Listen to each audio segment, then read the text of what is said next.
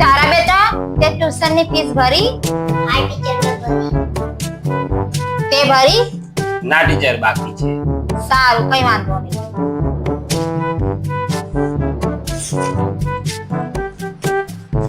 સફરજન કયા રંગનું હોય છે? સફરજન લાલ રંગનું હોય છે. બહુ સરસ, શાબાશ.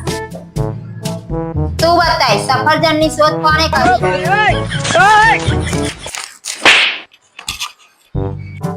રાવણને કેટલા માથા હોય છે? રાવણને 10 માથા હોય છે.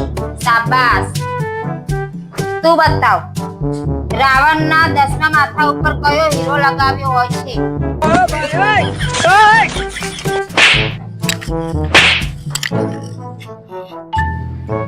રામના પિતાનું નામ શું છે? દશરથ છે.